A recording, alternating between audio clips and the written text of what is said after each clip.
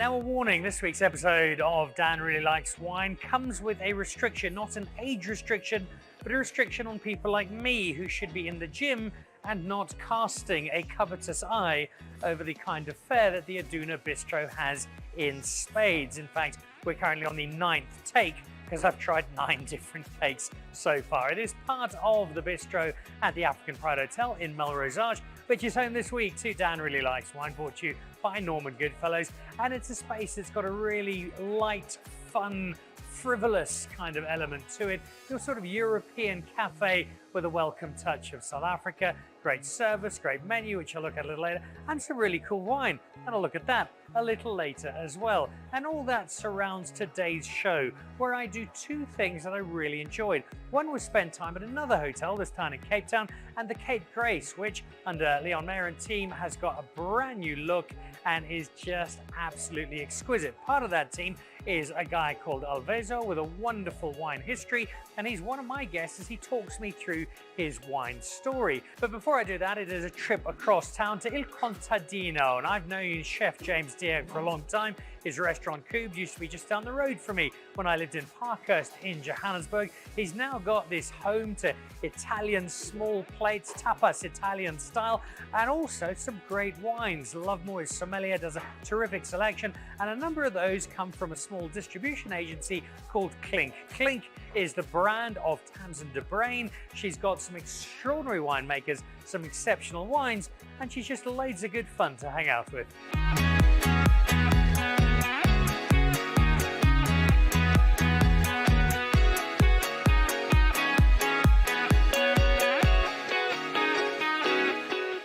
Now, this is Il Contadino, and if you live in Johannesburg, there's a very good chance that you've been here, in which case you'll know that it's a very busy, happening, frenetic, friendly, warm, engaging little spot in Parktown North, full of terrific tapas. So Chef James Diaz is a sensation in the kitchen, and some absolutely great wine. But if you haven't been here before, well, you now know what to find, and you should be getting here. But sometimes, if you're really lucky, you'll also find somebody delivering some wine who's not only one of the key distributors in Johannesburg, but somebody who's got a pretty cool understanding of some very, very interesting and fun wines from across South Africa. That person is Tamzin de Bruin. Clink is the brand. And nice to see you. Welcome. Nice to see you too, Dan. Yeah, I remember when we first met, we chatted about your journey into wine, and it was quite a cool one because you've been able to combine something you really love, which is most of us with wine, into a really cool business with brands that you really like, and you're very careful about who you work with and why. Yes. And it's been a really fun journey for you. It has been, Dan. It's been a long journey. It was like a very careful process. I obviously started my journey, as you know, in the spirits industry, and worked for some corporate spirits guys, and realized that my biggest passion lay with the sort of wine producers within that, and that's really what sparked the move. And I went, I've got to actually develop more in this arena and find out more, and so I did, as we all do, some studying, and the deeper I went into it, the more I realized how much I love wine. And so Clink was born from a few things, but that was really the start of it. And the catalyst was a very good friend of mine who owns a branding agency, and he just one day sent me almost a brand CI pack, and he was like, we've spoken about this enough now, you need to just do it. And I did. I took the leap of faith, and I was very lucky that a really well-established farm decided to back me in that. And that was a leap of faith. You deliberately avoided the name. I will not. Peter Fallon Finlayson, he's a good friend to us both. Yes. Did something that I think must have been absolutely crucial, because when you start a new business, no matter how confident you might seem on the outside, it's quite a nerve-wracking thing to do. And here was not just one of the most exciting winemakers in the country, yes, but somebody from winemaking aristocracy being a Finlayson saying, hey, you know what, Tamzin, I think you're good to go and you've got my business. Absolutely. Having someone like who is a giant in the industry really back you makes you think, it like gets rid of any sort of imposter syndrome you might have had, because you're like, if this person believes in me, then other people will believe in me too. And so that was really nice for me to have, you know, Gabriel's Kloof and Crystallum on board with Clink as really my 2 big anchor farms to take the leap of faith and run with it. Now it sounds like you've got an enormously cool, fun, relaxed job. You've got all this lovely wine, put your feet up, taste it, send the odd case off to a restaurant here or there. The reality is very different. Yes. It's a lot of hard slog, and when you're in the industry, you know very, very quickly there are a lot of people trying to sell wine to the same people, and you need to somehow find that point of difference, throw yourself into it full time, and get out there and just try and get those bottles into restaurants and onto shelves. Absolutely, it's a really tough job. I always think about those memes, you know, when people are like, what my friends think I do, what my parents think I do. And I'm just like, it's so true, people do. They think that I, you know, sit with my feet up all day tasting fabulous wines, going to trade lunches. And at the end of the day, I say to them, who do you think organizes all of that? Who do you think actually makes sure that that restaurant buys the wine already, is a supporter of the wine, is that the, you know, like it doesn't just get into, you know, Norman Goodfellows or those sort of retail outlets, especially the more premium ones, without someone doing the hard work in the background. So yes, it's a lot more to it than people might think. There is a fair bit of tasting though that does go on, and Yes. I know you certainly enjoy that part Thank of it. goodness. So cheers to you, and not just the brand that you've built up, Thank you. but the brands that you get to work with, because they genuinely are ones that I love. They excite me. They've got real energy to them, and we can actually start with the one we've got here, Yes. because these are some bubbles with a golden poodle on the front, and if you're just looking at this, that's about as much information as you will get. So Yes. you're going to have to enlighten people as to who's making this and why it sits in your portfolio. Yes, so this is the Madame Lucy. She really is the crowning jewel of the Gabriel's Kloof project series portfolio, and it's made by Anma van Niekerk, who is a female winemaker doing some really exciting things in the industry. She recently was named as one of the 30 under 30. Really exciting stuff going on, and this is a classic MCC. It's made with Pinot Noir and Chardonnay grapes, and it's the 2021 vintage. It's got a nice low alcohol and just really easy drinking, beautiful bubbles that are high-end, classy, and lovely to enjoy on a day like today. Gabriel's Kloof, of course, also has the guiding eye of the aforementioned Peter Allen over it, and this was something that I think they needed in the portfolio, and it's added a wonderful dimension, but it also allows you to speak about an area we're going to talk about again in a moment. Yes. And that's the broader Bot River area, Yes. which I find in the last 5 years, suddenly a lot more people are talking about it, understanding, going, oh yes, I like wine from that part of the world. Absolutely, there's some really exciting things happening in the Bot River area, and it's no longer just thought of as, you know, it's really, people are starting to see the niche. It's no longer just thought of as this tiny little region that made a couple of nice wines, but people are really starting to, you know, shout and say things about wines coming out of Bot River, particularly Bot River Shannons.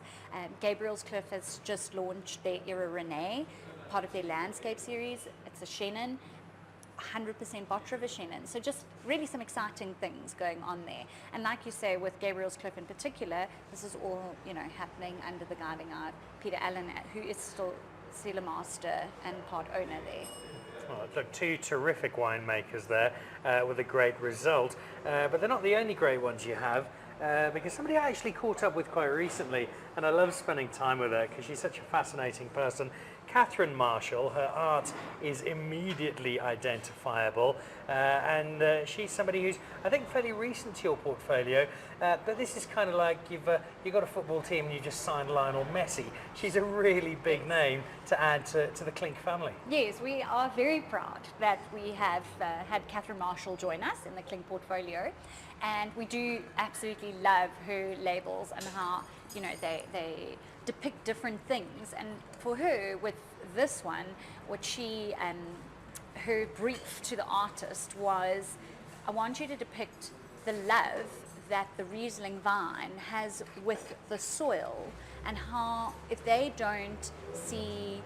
not in a loving relationship, you can't have a wine as beautiful as this. And that's the end result of that sort of brief that she gave to Hanneke de Klerk, who is the artist of this piece.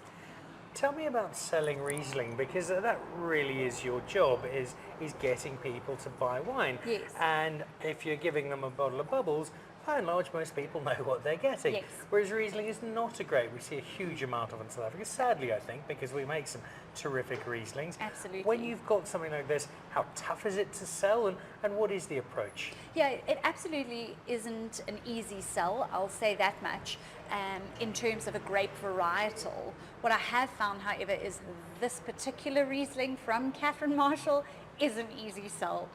She really does it so, so well. Riesling can be so many different things. Because it's not predictable, or South Africans don't drink a lot of Riesling, I think people don't always know what they're getting, and so they'd rather get a Sauvignon Blanc if they're out at a restaurant. But what's really nice is seeing how many more restaurants are now offering this by the glass, and so it gives people the opportunity to try it without the commitment of buying a whole bottle of wine. This one is done in like a German Mosel style, which is known as like an off-dry style. So you still get a really good hit of acidity that gives this wine a really good backbone, but the sweetness is there to balance it out really nicely. So you're into that kind of spackly sort of territory, but you're not picking up the fact that it's off dry. It almost tastes dry simply because, although there is the sugar there, you've got such wonderful acidity. And we were talking about this a little earlier today. Often, if you're not in the wine world, acidity is a bad thing. It's for, Yes. dissolving bodies in and stuff like that. Whereas acid, actually, when it comes to wine, it's such a crucial component. And when it sits in balance like this, it gives you the harmony that you want. Absolutely. It's all about balance, like I was saying. And when you've got sugar, you have to balance it with good acidity. And winemakers, I think, have to get that right with picking dates and looking at, the sort of barley levels or sugar levels in their grapes. And I wouldn't want to be in that part of the game. And thank goodness I just get to sell the really beautiful wine once it's already made. With the added bonus of wonderful artwork, and there's a great hallmark of Catherine. Actually, just such a delightful person. Yes. So you've definitely won on that one. One more wine I'd like to have a check out while we get through. We said we'd come back to Yes. Botte de Fer, and we are indeed. Someone who knows Botte de Fer really well because she kicked off at Beaumont, but now has the Memento brand. Whenever I talk to Marlies Sneeman, I leave almost floating because she is such an evangelist for the entire wine industry. Yes. Sometimes she even forgets to tell you about her own wine because she's just so excited about telling you about the wine industry Yes. as a whole. To have somebody like that to work with, that must be a joy. Yeah, I must say, I'm so lucky because I say it all the time, but Marlies is like my girl crush. I'm just so obsessed with her. The way she makes wines, the way she's so passionate about what she does, the beautiful wines that she does craft and create. And, having been named Young Winemaker of the Year last year, just really affirmed that and affirmed what she does and how she does it and how brilliantly she does it. And this is her beautiful Chenin Verdelho. And what Marlies has to say about this wine is that Chenin without Verdelho is like dancing with no music. And I love that line because it's all about how, again, different components all add into making this beautiful end picture, which is this really magnificent wine. Again, with Riesling, a grape not many people know in South Africa, Chenin Blanc, almost everyone does. Verdelho, even fewer people will know. And you've got, I suppose, both a challenge and opportunity. The challenge is, I don't know what Verdelho is. I think he plays for Real Madrid, but I'm not sure. But also, what do you mean you've never tried Verdelho? You must, it's incredible. Yes. And when you get to try it in the context of Chenin, made by Marlies, I suspect that one glass is enough to win most people over. Absolutely. It gives people the confidence to really, purchase the wine, try something different. Because yes, we know Marlies Sneeman, we know Chenin Blanc, and now we go, this looks interesting, something different. I'm going to try it. And you're prepared to when it's backed by name and, just like years of really and truly making beautiful wines. There are so many layers to this wine, so many different flavors that leap out at you. It's just such a glorious creation. And it's also one that brings us rather nicely back to where we are today. Yes. In Il Contadino. I know that they've been great supporters of yours, and it's the kind of place I love coming to because the tapas means I can order so many different dishes, usually more than I should, but also a whole lot of different glasses of wine. Yes. And something like this, there are so many different dishes that just reach out and say, come and get me, pair with me, and take what's already a great wine experience and just build it even further. Yes, that's really great. And I love that here they have so many of the glasses so many of the wines on their list available by the glass, which means you can do exactly that. You don't have to stick to only one thing. You can try a few different glasses of wine to suit the different plates that you've ordered. And even if you do decide to have one of the delicious pastas or the pizzas that they have here, then you can have a few different glasses of wine while you're enjoying that as well. And in closing, it also dispels the theory that tends to drift up from Cape Town that Johannesburg has 0 restaurants worth going to and doesn't have a food and wine culture, and it's all big name brands and gloss and glamour. And there certainly is that element in Johannesburg. Absolutely. But there are also places like this, and this is not in isolation. There are now increasingly spots around Johannesburg where I can find a glass of Memento from Marlies. I can find some Riesling. I can find a Bubbles that is little known but beautifully crafted, and have it with food that has had equal time and love and passion poured into it. And it shows that this city, and you see these places every week, has got so much more to offer than Johannesburg's often given credit for. Absolutely, and I think that's the job that we have to do every single day, particularly working with smaller boutique niche producers. Is every single day my job is not just about selling wine, but also about educating on those wines and on these niche boutique producers, because it was exactly that. It did used to be only these big name brands and, you know, glitz and glam, and while we do have that, we also now have outlets like this, or even just down the road here at Asset, where everything on their wine list is by the glass and it changes every week. And that's really exciting, because it means that all these smaller producers who don't have tons and tons of wines to offer, like big groups listings, can really get their time in the sun as well. And really, people can learn more about different wines that are made in small production. Well, you're giving us plenty of those wines in Johannesburg, for which I am most grateful. This has been a terrific selection, and given we are in August and Women's Month, all the more appropriate. It's been lovely hanging out with you. Drinking your wine is always a delight. There will be many more such occasions, but for now, well done. You've created a super space in Clink, delivering us some terrific wines. Long may it continue. Thank you, Dan. So there we go. Il Contadino, Chef James, when he's not modelling or hanging out around town, is creating some terrific food. Lovemore is one of South Africa's top sommeliers, and he'll guide you through your wine choice. And when you put that food together with the wine selection, and many of them brought in by people like Tamzin, you've got a really good illustration that Il Contadino is one of the examples of Johannesburg being a world-class food and wine city. Cheers. Well, that's a selection of the wine that Tamzin de Bruin and Clink bring into Johannesburg, and it is so important that we get wines like Memento and wines like Gabriel's Kloof and Catherine Marshall, stuff that's not massively commercial, but still plays such a key role in broadening our understanding of wine and giving us access to different varietals, smaller producers, unique interpretations of grapes we thought we knew pretty well. And so people like Tamzin are doing us a great service across Gauteng. And it's just a really good thing to do. Discover new wines, experiment a bit more, and try out some different stuff. Much as I'm doing today at Aduna, it is my first visit. It won't be my last. I had a quick look through some of the wine list and some of the menu.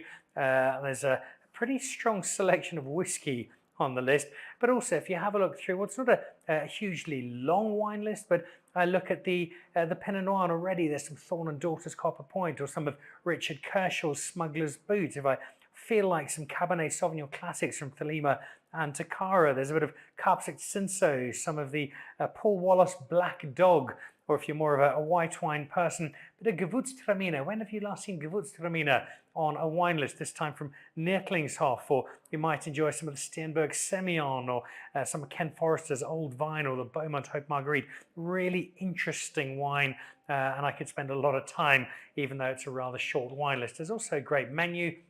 And so coming here to the bistro is a load of fun, especially when you discover stuff like this. And there are two reasons why I opted for a glass of Bruwer's Chenin Blanc. One of which is if somebody's Twitter handle is Chenin King, then they've got to be fairly partial to the grape. and the Chenin Blanc that Bruwer makes as the counterpoint to the Cabernet Franc, because his red wine is really South Africa's supercharged Loire interpretation. The Loire Valley in France is where we think of Chenin and Cabernet Franc in terms of spiritual home, but what Bruwer is doing with both of those varietals in South Africa is extraordinary. The other reason to pull it in is that because of the quality of the wine he made, Tim Atkin named Bruwer Raats his South African Winemaker of the Year in his 2023 report. That tenure is coming to an end unless he gets 2 years in a row, which is unlikely. Tim does like to shift around, and so the Tim Atkin Report 2024, which comes out first week of September, will have a new Winemaker of the Year. My money's on Chris Allight, but there are plenty of strong contenders. Whoever that contender is does have sizable shoes to fill, because the wine that Bruwer is making has been consistently outstanding. I love his Cabernet Franc across the different levels that he has. I love the MR de Compostela, and as you might have seen with Bruwer on the show earlier this year, there's a white equivalent coming into play pretty soon. And then the Chenins, and we know South African Chenin is fantastic. We know we do it so well. We know we take advantage of what Ken Forrester calls the cool sunshine and the chance to give our grapes something that their French cousins don't get. But even so, you've still got to turn those grapes into the magic that then makes its way into our glasses. And when it comes from Bruwer, well, it's certainly magic indeed. And an added bonus from Ossie, the sommelier here, he's got the temperature absolutely spot on. Cold enough to be chilled and refreshing, but not so much that it takes away the heart of the fruit and as a result the soul of the wine, which chilling wine to too low a temperature, as we do all too often with Sauvignon Blanc in particular, has a habit of doing. So I've got a glass of Chenin to finish. I might go back to some of those cakes I spotted earlier. But in the meantime, a young man called Alvezo Abraham in Cape Town is a sommelier at the Cape Grace. I've dined with him a few times now. I've got a real sense of his love for wine. But it was only when I sat down with him to tell his story that I realized just how much wine is intertwined in his family heritage and why, being behind the wine team at the Cape Grace, he's doing exactly what he was always destined to do.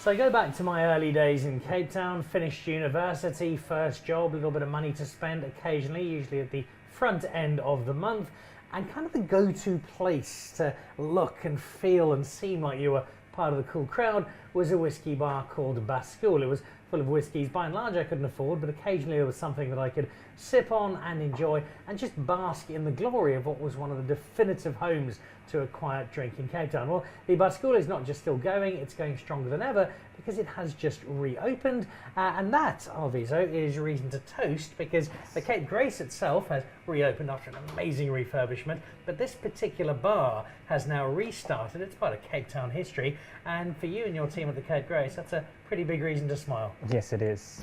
True. Cheers. Yeah. Tell me a little bit about this particular space at the Bascule. I know wine is our shared area of interest, but if you want a whiskey, not just in Cape Town, pretty much in South Africa, there really isn't somewhere better to come than this. Yes, so we used to pride ourselves in having the largest whiskey collection in the Southern Hemisphere. I'm not sure if we still have that title, but we do have close to 600 different whiskies. We have also upped our bourbon collection, so there is a little bit of something for everyone.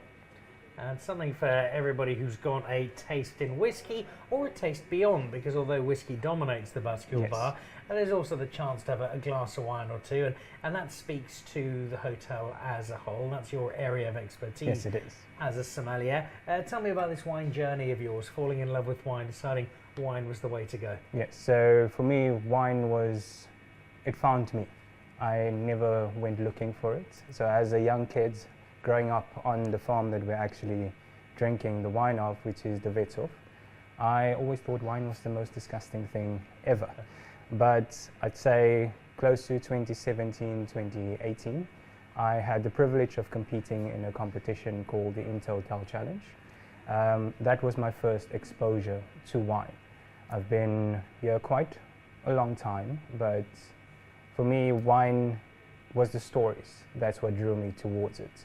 For instance, like the Vin de Constance, which was the last wine, as they say, that Napoleon consumed on his deathbed. Alles verloren, where its name come from. It's a young Dutch lady who used to own the farm when she was at market, came back to the farm and everything was up in flames. And she screamed out loud that alles is verloren, which is in Dutch, meaning in English, all is lost. And that's where the farm got its name from. So those were the things that drew me towards wine. And over the years, after I've certified myself as a sommelier, I've become to enjoy wine for more than what it is actually. And that helps you when you are in the position that you are now, sommelier here at the Cape Grace. You've got people coming in from all over the world, and as much as we'd love them to have an intimate knowledge of South African wine, there's a good chance they don't really know the difference between Stellenbosch and Swartland. They don't know the wine as intimately as you or I might. So to be able to tell that sort of story, here's de Wetsoff where I grew up, here's Alles verloren with his wonderful history, that's that emotional link that you can create with people. Yes, so for me, I always say wine is different for each and every individual based on their personal experiences. It's never about, yes, we might find different flavors and elements in the wine, but for me, even if it comes to recommending wine, I will first have a conversation with you, and then I will look for something that will be able to ignite those memories, those experiences of your past. So that's where I personally have my philosophy on wine. And that stems from where you came from. Yeah. At what point growing up at de Wetsoff, as a kid not realising this is one of the great Chardonnay homes of the world, at what point did you start to learn, did you start to discover, did you start to fall in love with wine? So on a younger age, for me wine was just another alcoholic beverage. But as I did my thesis, or not thesis, my studies in my introduction to South African wine, that's when I realized that de Wetsoff actually played a very major role in the wine industry in South Africa, especially when it comes to Chardonnay.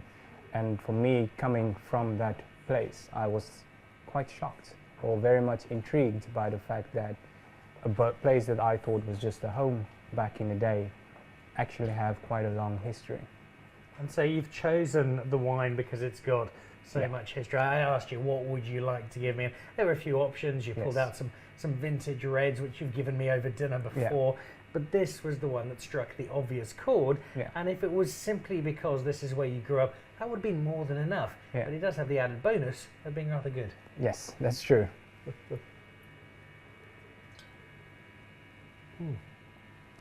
Something we talk about so often on the show with people who are in the wine industry is the journey that they've taken. And a key element of that journey is that it's one of learning that never finishes. And whether you're a young sommelier starting out, whether you're fairly established as you are now, whether you're an elderly person like myself who's just enjoying their wine, every day, every bottle, every glass, you are still learning something new. Yes, that is true. It's for me, like especially drinking the older vintages, because in my personal capacity, I collect 91s. So that's the year I was born.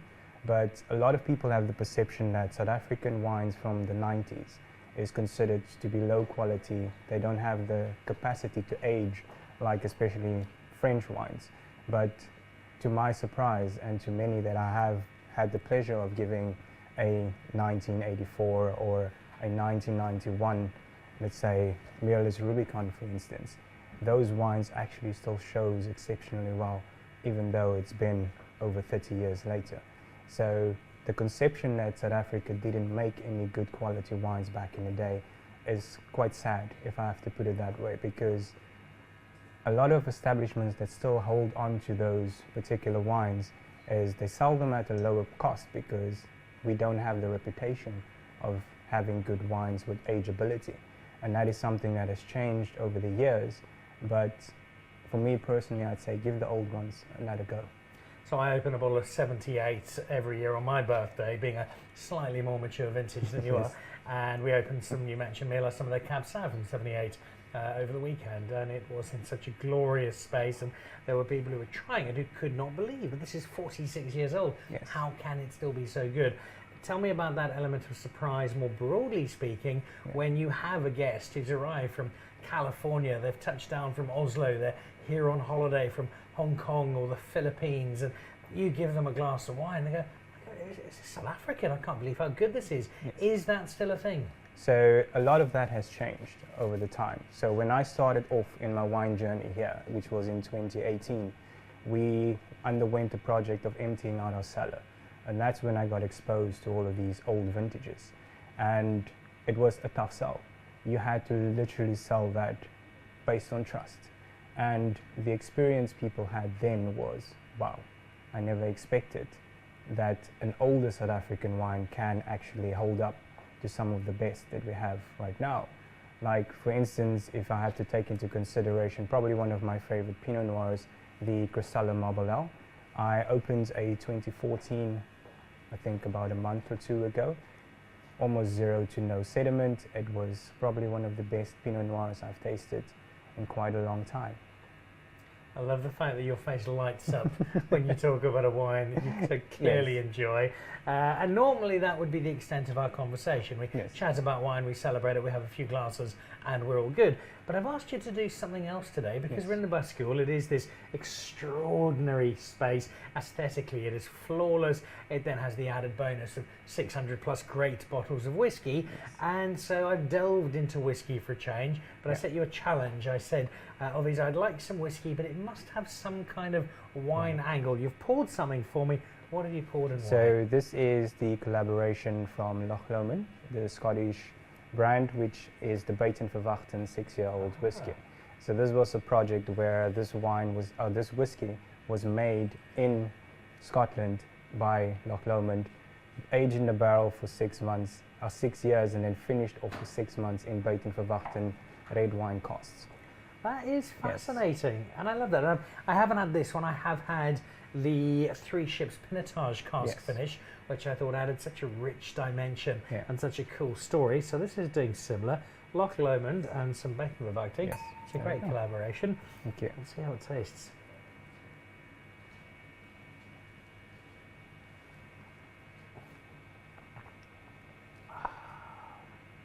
Ooh. With a twist of the arm, Mr. Abrams, I could probably be persuaded to have one or two more of these. That's good. Yeah, so you do get a little bit more of that riper fruits coming on, particularly in this one.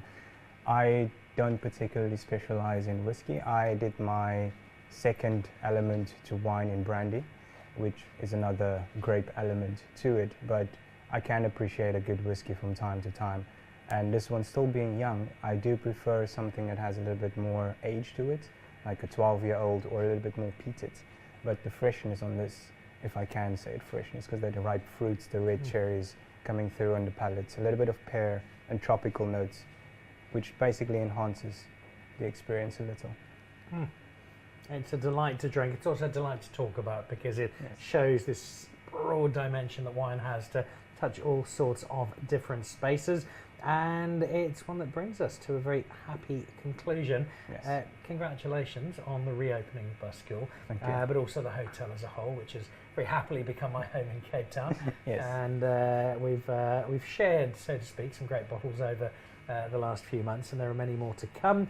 And when you can add a lovely whiskey at the end of the day as well, that's the complete package. So thank you. Thank you. There we go. Okay. So there we go. Heading back to De Wetsoff, and a kid running around the vineyards. He's now become one of South Africa's top sommeliers. Next time you're in Cape Town, drop in to the Cape Grace. Come and say hello at the Bascule and ask for Alvezo, whether it's some wine or some whiskey. You're in for a treat. So I'm having a flick through the bar menu here. If you're up for oysters, serve the Charles Fox, some local bubbles from Elgin. Then you've got a right feast to indulge in. Prawn and chorizo bites, I like the look of those. Some curried lamb samosas or a hoisin lollipop. Some great pub food at the bar. of what's a really happening space. The number of people who've been in and out of here just while I've arrived at Aduna has been very noticeable indeed.